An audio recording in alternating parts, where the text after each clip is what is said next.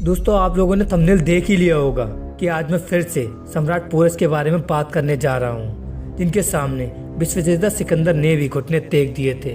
सिकंदर भी पस्त हो गया था। भारत का वह राजा जिनकी कहानियां ग्रीक यूनानियों के इतिहास में भी मान सम्मान से दर्ज है।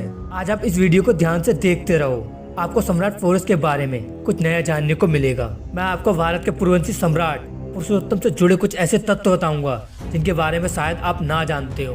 सम्राट पुरुषोत्तम ने भारत के एक राज्य में लगभग 25 सालों तक शासन किया था और माना जाता है जब सिकंदर ने उनके साम्राज्य पर आक्रमण किया था तब उन्हें शासन करते हुए 13 साल हुए थे। इतिहास में कई जगह बहस मिलती है कि पोरस और सिकंदर में कौन जीता था, लेकिन पूरी तरह से और कहीं से भी नहीं पता चल सका और यह माना जाता है कि दोनों के बीच उस समय कुछ संधियां हुई थी। सम्राट पोरस के बारे में जितनी भी जानकारियां उपलब्ध हैं वो ज्यादातर ग्रीक स्रोतों से ही मिलती हैं। दोस्तों सम्राट पोरस और सिकंदर का युद्ध, हाइडा स्पेस का युद्ध, इसके बारे में मैंने ऑलरेडी 2 वीडियो और बनाई हैं। अगर आप लोगों ने नहीं देखी हैं तो वो देख लो, ऊपर आई बटन में मिल जाएंगी और नीचे डिस्क्रिप्शन में मिल जाएंगी, जिसमें हमने जाना था यूनानी इतिहासकार क्या कहते हैं और भारतीय इतिहासकार क्या कहते हैं, और सिकंदर भारत कब आया था और उनकी लड़ाई कहाँ पर हुई थी। ये सब मैंने उन दोनों वीडियो में बताया है, इसीलिए आप लोग उन वीडियोस को जरूर देखना, तभी आपको ये वीडियो आगे समझ में आएंगी। लेकिन दोस्तों आज के इस वीडियो में मैं आपको बताने वाला हूँ उस युद्ध से जुड़ा एक ऐसा सच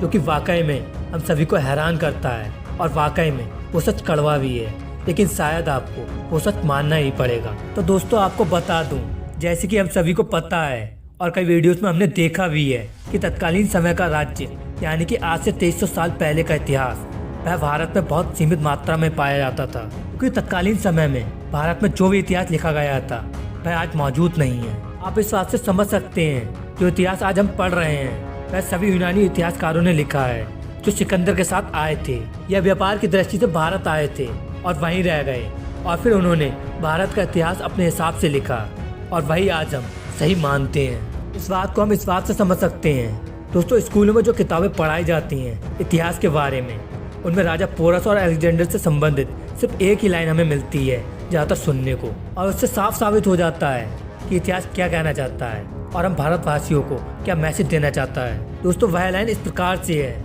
ये लाइन मैंने खुद पढ़ी है और आपने भी पढ़ी होगी, और इस लाइन को मैंने कई वीडियोस में भी देखा है और आप लोगों ने भी देखी होंगी, जो कि हम सभी को हैरान कर देती है। सम्राट पोरस ने सिकंदर के मन को भयभीत कर दिया था और उनके दांत खट्टे कर दिए थे, लेकिन सिकंदर ने सम्राट पोरस को हरा दिया था।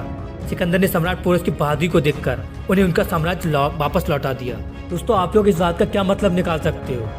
दोस्तों इस बात से साफ ये बात साबित हो जाती है कि सम्राट पोरस ने युद्ध लड़ा, बड़ी वीरता से लड़ा और बहुत बहादुरी से लड़ा, लेकिन वह हार गए थे, क्योंकि हारे बिना तो कोई साम्राज्य आपको फिर से वापस लौटा नहीं सकता। लेकिन दोस्तों शायद सम्राट पुरुषोत्तम हारे थे, इस बात को मानने के लिए कोई भी तैयार नहीं होगा।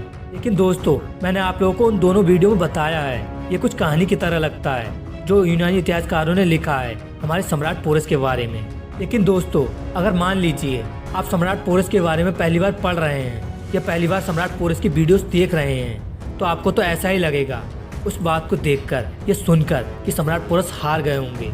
सिकंदर ने सम्राट पोरस को हराकर उनका साम्राज्य उन्हें लौटा दिया था, तो इस बात से आपको पता चल जाता है कि सम्राट पोरस को हारा हुआ बताया गया है। आपको यूट्यूब पर कई ऐसी वीडियोस भी मिल जाएंगी जिनमें सम्राट पोरस को हारा हुआ बताया गया है। लेकिन दोस्तों सच क्या है मैं आपको बताऊंगा। दोस्तों उस समय का कुछ इतिहास हमारे पास मौजूद नहीं है, और ऐसा माना जाता है कि जब सिकंदर सम्राट पोरस से युद्ध लड़ रहा था उस समय यूनान से, मैसिडोनिया से कई सारे लेखक भी उनके साथ आए थे। इतिहासकार भी अपने साथ लेकर आया था सिकंदर, ताकि विश्व विजय प्राप्त होने के बाद उसका नाम जो सिकंदर का नाम है स्वर्ण अक्षरों में लिखा जाए। और ऐसा ही है दोस्तों, आज भी कई जगहों पर सिकंदर को क्रूर शासक के जरिए अलेक्जेंडर द ग्रेट के नाम से जाना जाता है, क्योंकि जो इतिहासकार उसके साथ आए थे उन्होंने उसकी वीर गाथाएं जरूर अंकित की कि वह किस प्रकार से साम्राज्य को जीतते हुए आया। इसके बारे में सबने बता दिया कितने साम्राज्य उसने जीते, लेकिन ये उन्होंने कहीं नहीं बताया उसने कितना खून बहाया और कई निर्दोषों को मौत के घाट उतार दिया। जिस साम्राज्य ने सिकंदर को संधि करने से मना कर दिया उसने उसे ध्वस्त कर दिया और उसे जलाकर राख कर दिया। और आज दोस्तों स्थिति इस प्रकार है कि इतिहास प्रमाण मांगता है तो प्रमाण के रूप में केवल उन्हीं का इतिहास, यूनान के इतिहास का ब्यौरा ही हमारे पास मौजूद है। और स्कूल की किताबों में भी पढ़ाया जाता है कि सम्राट पोरस हार गए थे, लेकिन असल में दोस्तों ये सब यूनानी इतिहासकारों का इतिहास मौजूद है। क्योंकि भारत के पास उस समय का इतिहास बहुत कम मौजूद है। चंद्रगुप्त मौर्य का इतिहास हम सबको मिल जाता है और हम सभी को पता है कि चंद्रगुप्त मौर्य कितने महान थे। चंद्रगुप्त मौर्य उस समय के एशिया के सबसे बड़े सम्राट बन चुके थे। उनकी स्थिति इतनी अच्छी थी कि वह अपना इतिहास लिखवा सकते थे, अपना ब्यौरा मौजूद रख सकते थे, क्योंकि उनके साथ उनके महान गुरु चाणक्य भी थे। लेकिन दोस्तों, सम्राट पोरस का वह समय था जब युद्ध की स्थितियां ऐसी थी। लगभग 20 महीनों तक तो सिकंदर झेलम के किनारे रहा था और उससे पहले तक्षशिला से भी पौरव राष्ट्र की तनातनी चल रही थी और उनके बीच युद्ध होते रहते थे।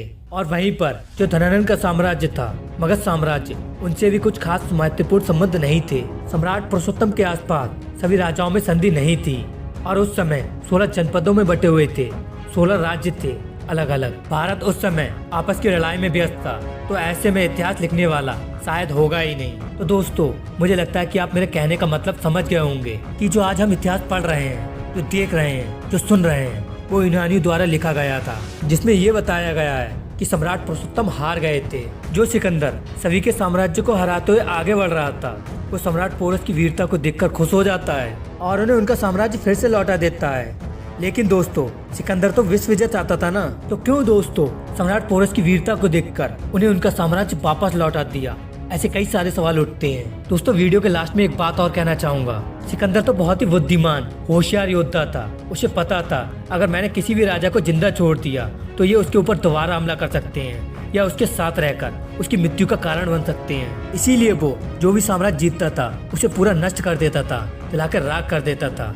तो वो कैसे किसी को उसका साम्राज्य वापस लौटा सकता था? और हमारे भारत में तो हमेशा की रीत यही चली आई है, सर कटाना मंजूर है, सर झुकाना नहीं। तो दोस्तों, आप लोग मेरी बातों को अच्छी तरह से समझ गए होंगे कि मैंने इस वीडियो में क्या कहना चाहा है और आपके क्या विचार है इस वीडियो को लेकर, नीचे कमेंट बॉक्स में जरूर बताना। और इस वीडियो को ज्यादा से ज्यादा लोगों तक शेयर करना ताकि सम्राट पोरस को उनका असली सम्मान मिले। और वीडियो अच्छी लगी तो वीडियो को लाइक करना और चैनल को सब्सक्राइब करना।